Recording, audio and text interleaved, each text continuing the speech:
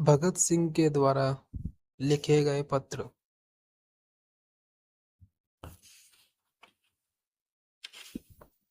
पिता के नाम पत्र।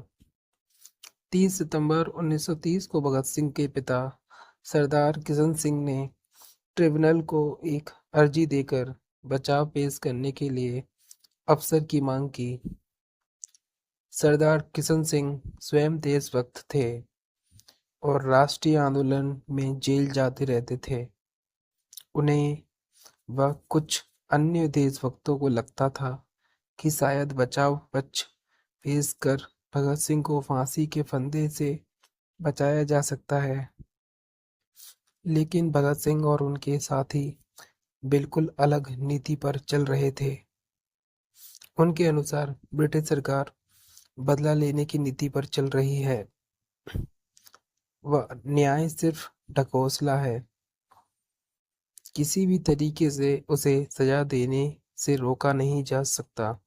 उन्हें लगता था कि यदि इस मामले में कमजोरी दिखाई गई तो जन चेतना में अंकुरित हुआ क्रांति बीज स्थिर नहीं हो पाएगा। पिता द्वारा दी गई अर्जी से भगत सिंह की भावनाओं को भी चोट लगी थी, लेकिन अपनी भावनाओं को नियंत्रित कर अपने सिद्धांतों पर जोर देते हुए उन्होंने 4 अक्टूबर 1930 को यह पत्र लिखा, जो उनके पिता को देर से मिला। 7 अक्टूबर 1930 को मुकदमे का फैसला सुना दिया गया। राजनीतिक मामलों की पैरवी कैसे की जाए, इसकी चर्चा भगत सिंह ने एक अन्य पत्र में भी की है, जिसे अगले पृष्ठों पर दिया गया है। पूज्य पिताजी, मुझे यह जानकर हैरानी हुई कि आपने मेरे बचाव पक्ष के लिए स्पेशल ट्रिब्यूनल को एक आवेदन भेजा है। यह खबर इतनी यातनामय थी कि मैं इसे खामोशी से बर्दाश्त नहीं कर सका। इस खबर ने मेरे भीतर की शांति भंग कर उथल-पुथल मचा दी। मैं यह नहीं समझ सकता कि वर्तमान स्थितियों में और इस मामले पर आप किस तरह का आवेदन दे सकते हैं। आपका पुत्र होने के नाते मैं आपकी पैतृक भावनाओं और इच्छाओं का पूरा सम्मान करता हूँ, लेकिन इसके बावजूद मैं समझता हूँ कि आपको मेरे साथ सलाह मशवरा किए बिना ऐसे आवेदन देने का कोई अधिकार नहीं था। आप जानते थे कि राजनीतिक के क्षेत्र में मेरे विचार आपसे काफी अलग हैं और मैं आपकी सहमति या असहमति का ख्याल किए बिना सदा स्वतंत्रतापूर्ण काम करता रहता हूँ। मुझे यकीन है कि आपको यह बात याद होगी कि आप आरंभ से ही मुझसे यह बात मनवा लेने की कोशिशें करते रहे हैं कि मैं अपना मुकदमा संजीदगी से लड़ूं और अपना बचाव ठीक से प्रस्तुत करूं। लेकिन आपको यह भी मालूम है कि मैं सदा इसका विरोध करता रहा हूं। मैंने कभी भी अपना बचाव करने की इच्छा प्रकट नहीं की और न ही मैंने कभी इस पर संजीदगी से गौर किया है। आप जानते हैं कि हम एक निश्चित नीति के अनुसार मुकदमा लड़ रहे हैं। मेरा हर कदम इस नीति, मेरे सिद्धांतों और हमारे कार्यक्रम के अनुरूप होना चाहिए। आज स्थितियां बिल्कुल अलग हैं, लेकिन हम अगर स्थितियां इससे कुछ और भी अलग होती तो भी मैं अंतिम व्यक्ति होता जो बचाव प्रस्तुत करता। इस पूरे मुकदमे में मेरे सामने एक ही विचार था और वह यह है कि हमारे विरुद्ध जो संगीन आरोप लगाए गए हैं, बावजूद उनके हम पूर्णतः इस संबंध में अवहेलना का व्यवहार करें।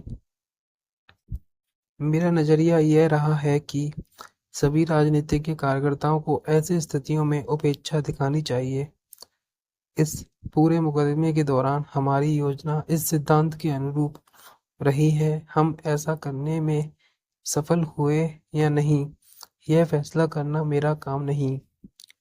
हम खुदगर्जी को त्याग अपना काम कर रहे हैं।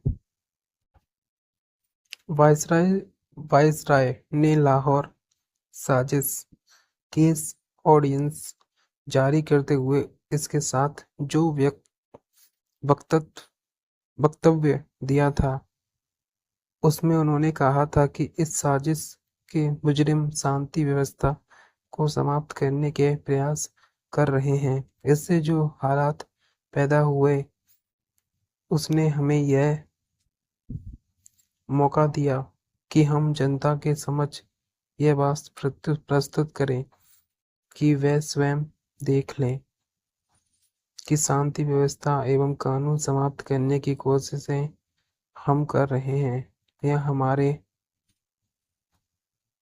विरोधी। इस बात पर मतभेद हो सकते हैं, शायद आप भी उनसे एक हों जो इस बात पर मतभेद रखते हैं, लेकिन इसका मतलब यह नहीं कि आप मुझसे सलाह किए बिना मेरी ओर से ऐसे कदम उठाएं। मेरी जिंदगी जितनी कीमती नहीं जितनी कि आप सोचते हैं, कम से कम मेरे लिए तो इस जीवन की इतनी कीमत नहीं है कि इस सिद्धांतों का कुर्बान करके बचाया जाए। मेरे अलावा मेरे और साथी भी हैं जिनके मुकदमे इतने संगीन हैं जितना कि मेरा मुकदमा। हमने एक संयुक्त योजना अपनाई है और इस योजना पर हम अंतिम समय तक डटे रहेंगे। हमें इस बात की कोई परवाह नहीं है कि हमें व्यक्तिगत रूप से इस बात के लिए कितना मूल्य चुकाना पड़ेगा। पिताजी, मैं बहुत दुख का अनुभव कर रहा हूँ। मुझे भय है कि आप पर दोषारोपण करते हुए या इससे बढ़कर आपके इस काम की निंदा करते हुए मैं कहीं सभ्यता की सीमा ना लाग जाऊं और मेरे शब्द ज्यादा सख्त ना हो जाएं। लेकिन मैं स्पष्ट शब्दों में अपनी बात अवश्य कहूंगा। यदि कोई अन्य व्यक्ति मुझसे ऐसा व्यवहार करता तो मैं इसे गद्दारी से कम ना मानता। लेकिन आपके संदर्भ में मैं इतना ही कहूंगा कि यह एक कमजोरी है, निचले स्तर की कमजोरी। यह एक ऐसा समय था जब हम सबका इम्तिहान हो रहा था। मैं यह कहना चाहता हूँ कि आप इस इम्तिहान में नाकाम रहे हैं। मैं जानता हूँ कि आप भी इतने ही देश प्रेमी हैं जितना कि कोई और व्यक्ति हो सकता है। मैं जानता हूँ कि आपने अपनी पूरी जिंदगी भारत की आज़ादी के लिए लगा दी है, लेकिन इस अहम मोड़ पर आपने ऐसी कमजोरी दिखाई, यह बात मैं समझ नहीं सकता। अंत में मैं आपसे, आपके अन्य मित्रों एवं मेरे मुकदमे में दिलचस्पी लेने वालों से यह कहना चाहता हूँ कि मैं आपके इस कदम को नापसंद करता हूँ। मैं आज भी अदालत में अपना कोई बचाव प्रस्तुत करने के पक्ष में नहीं हूँ। अगर अदालत हमारे कुछ साथियों की ओर से स्पष्टीकरण आदि के लिए प्रस्तुत किए गए आवेदन को मंजूर कर लेती है तो भी मैं कोई स्पष्टीकरण प्रस्तुत ना करता।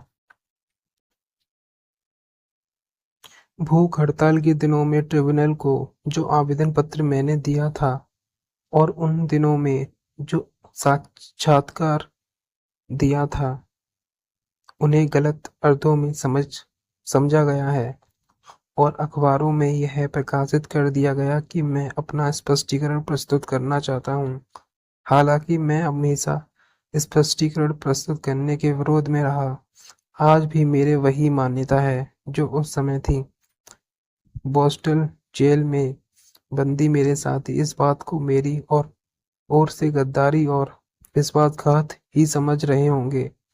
मुझे उनसे सामने अपनी स्थिति स्पष्ट करने का अवसर भी नहीं मिल सकता।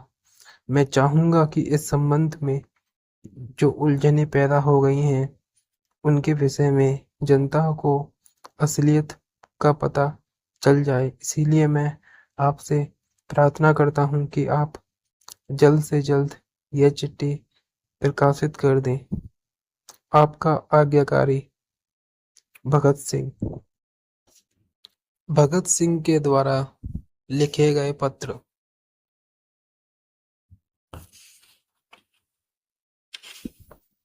पिता के नाम पत्र। 30 सितंबर 1930 को भगत सिंह के पिता सरदार किशन सिंह ने ट्रिब्यूनल